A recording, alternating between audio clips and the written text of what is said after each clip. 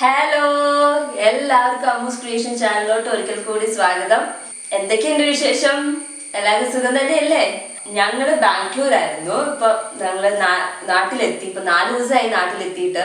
ഇനി ഒരു 10 ദിവസം കൂടെ ഉണ്ട് ക്വാറന്റൈൻ പീരീഡ്. ഇപ്പൊ ഹൗസ് അറസ്റ്റ് ആയിട്ട് ഇങ്ങനെ ഇരിക്കുമ്പോൾ സമയം പോകണ്ടേ, എങ്ങനെയെങ്കിലൊക്കെ എന്തെങ്കിലുമൊക്കെ ചെയ്ത്.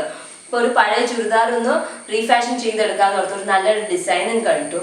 അപ്പൊ അത് ചെയ്യാന്ന് വിചാരിച്ച് ഞാൻ തയ്ച്ചു കഴിഞ്ഞപ്പോഴും എനിക്ക് മനസ്സിലായി ഇത്ര നല്ല ഭംഗിയിൽ വന്നിട്ടുണ്ട്. ഞാൻ ഡിസൈൻ കണ്ടപ്പോഴൊന്നും എനിക്ക് ഇത്ര തോന്നിയില്ല അത്ര നല്ല ഭംഗിയിൽ വരുന്നു.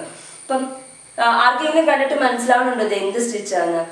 ബേസിക് സ്റ്റിച്ചസ് മാത്രമേ ഞാൻ യൂസ് ചെയ്തിട്ടുള്ളൂ. സ്റ്റെം സ്റ്റിച്ചും സാറ്റിൻ സ്റ്റിച്ചും ഒരു ഇത്തിരി ഭാഗത്ത് മാത്രം ഒരു റണ്ണിങ് സ്റ്റിച്ചും യൂസ് ചെയ്തിട്ടുണ്ട്.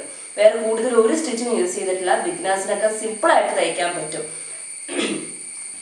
ഇതിൻ്റെ അകത്ത് ഈ സിൽവർ കളർ ത്രെഡും കൂടെ ആയതുകൊണ്ട്, നേവി ബ്ലൂവും സിൽവർ കോമ്പിനേഷനും കൂടെ ആയപ്പോൾ നല്ലൊരു ഭംഗി തന്നെ അതിന് വരുന്നുണ്ട്. എല്ലാവർക്കും ഒരു എലഗന്റ് ലുക്ക് വരുന്നുണ്ട്. ഒത്തിരി തെറിച്ച് നിൽക്കുന്നുമില്ല, എന്നാൽ നല്ല ഭംഗി ഉണ്ട് താനും. ഇപ്പം നല്ലൊരു ബേർഡിൻ്റെ ഡിസൈനാണ് ഞാൻ എടുത്തിരിക്കുന്നത്. ഇപ്പം ഇവിടെ ഫുൾ ഔട്ട്ലൈനും ഉള്ളിൽ ഇവിടെയൊക്കെ തയ്ച്ചേക്കുന്ന സ്റ്റെം സ്റ്റിച്ചാണ്. സർക്കിൾ പോർഷൻ മാത്രം, ഇങ്ങനെ റൗണ്ട് ആയിട്ട് വരുന്ന ആ പോർഷൻ മാത്രം സാറ്റിൻ സ്റ്റിച്ച് ഞാൻ യൂസ് ചെയ്തിട്ടുണ്ട്. ഇവിടെ ഈ ഒരു പോർഷൻ ഇങ്ങനെ വരവരയായിട്ടുള്ള പോർഷനിൽ റണ്ണിങ് സ്റ്റിച്ചുമാണ് യൂസ് ചെയ്തേക്കുന്നത്. ബാക്കി എല്ലാം സ്റ്റെം സ്റ്റിച്ചാണ് ഈ ഫുൾ ഡിസൈനിൽ വരുന്നത്.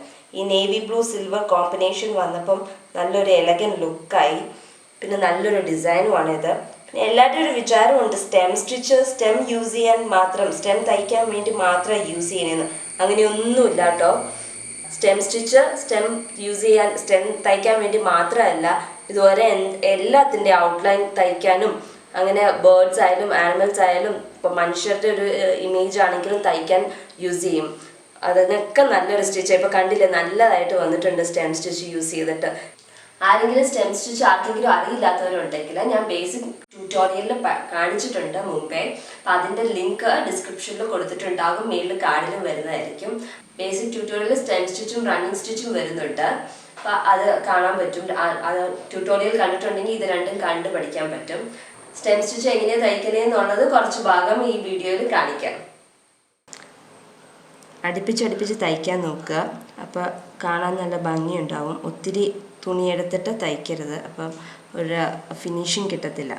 എപ്പോഴും റൈറ്റ് സൈഡിൽ സ്റ്റെം സ്റ്റിച്ച്, ഞാൻ എപ്പോഴും പറയുന്നതാണ് സ്റ്റെം സ്റ്റിച്ച് തയ്ക്കുമ്പോൾ റൈറ്റ് സൈഡിൽ എപ്പോഴും ത്രെഡ് വെക്കണമെന്ന്. നേവി ബ്ലൂ കളർ തുണിയുടെ ഉള്ളിൽ ഈ സിൽവർ കളർ ത്രെഡ് വരുമ്പോൾ നല്ലൊരു ഭംഗി തന്നെ വരും. അതിന് പകരം ഇപ്പം ലൈറ്റ് കളേഴ്സ് എന്തുപയോഗിച്ചാലും കുഴപ്പമില്ല, പക്ഷേ സിൽവർ ആകുമ്പം നല്ലൊരു എലഗൻ ലുക്ക് വരും.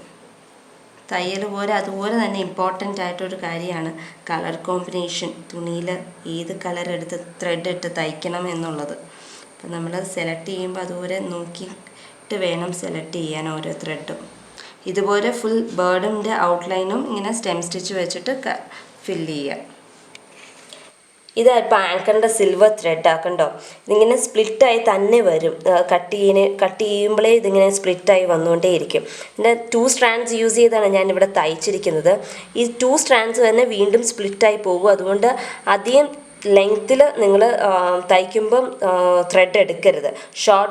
കുറച്ച് ത്രെഡ് എടുത്തേച്ചാൽ മതി. ഒത്തിരി നീളത്തിൽ ത്രെഡ് എടുത്താൽ പെട്ടെന്ന് കെട്ടുകൂടും. ഇതിങ്ങനെ സ്പ്ലിറ്റായി പോയിട്ട് നമുക്ക് തയ്ക്കാൻ ഭയങ്കര ബുദ്ധിമുട്ടായിരിക്കും. അപ്പോൾ കുറച്ചായിട്ട് എടുക്കുക. ത്രെഡിൻ്റെ നീളം ഒത്തിരി എടുക്കരുത്.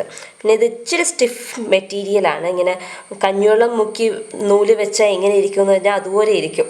ഇത് ഇങ്ങനെ സ്റ്റിഫായിട്ട് ഇങ്ങനെ റിജിഡായിട്ട് ഇരിക്കും. അത്ര ഫ്ലെക്സിബിൾ അല്ല. ബാക്കിയുള്ള കളർ ത്രെഡൊക്കെ ആണെങ്കിൽ ഭയങ്കര ഫ്ലെക്സിബിളായിട്ട് പോകുമല്ലോ. അങ്ങനെ ഒരു മെറ്റീരിയൽ അല്ല ഇത്. ഇങ്ങനെ റിജിഡായിട്ട് ഇങ്ങനെ ഇരിക്കുന്ന ഒരു ഇതാണ്. നമ്മൾ ഉദ്ദേശിക്കുന്ന സ്ഥലത്തോട്ടൊക്കെ വരാൻ ഇച്ചിരി ബുദ്ധിമുട്ടായിരിക്കും.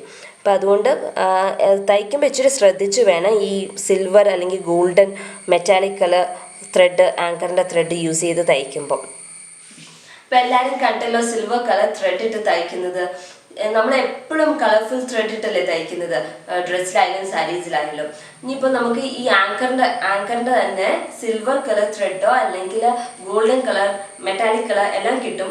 അങ്ങനത്തെ ടൈപ്പ് ത്രെഡ് വെച്ച് ഒന്ന് തയ്ച്ച് നോക്കുക. എല്ലാവർക്കും ഇഷ്ടമാകും. ഞാനും ആദ്യമായിട്ടാണ് തയ്ക്കുന്നത്, പക്ഷെ അത് നല്ല ഭംഗിയിൽ വന്നപ്പോൾ എനിക്ക് ഭയങ്കര സന്തോഷം. അതുകൊണ്ടാണ് ഞാൻ ഈ വീഡിയോ തന്നെ നിങ്ങളായിട്ട് ഷെയർ ചെയ്യാമെന്ന് വിചാരിച്ചത്. എല്ലാവരും ട്രൈ ചെയ്ത് നോക്കുക, എന്നിട്ട് ഫീഡ്ബാക്ക്സ് എഴുതി അറിയിക്കുക. വീഡിയോ ഇഷ്ടപ്പെട്ടാൽ ലൈക്ക് ചെയ്യുക, ഫ്രണ്ട്സായിട്ട് ഷെയർ ചെയ്യുക. ആരെങ്കിലും ചാനൽ സബ്സ്ക്രൈബ് ചെയ്യാത്തവരുണ്ടെങ്കിൽ ചാനൽ സബ്സ്ക്രൈബും ചെയ്യുക. അപ്പം അടുത്ത ദിവസം അടുത്ത വീഡിയോ ആയിട്ട് കാണാം. അതുവരേക്കും ബൈ.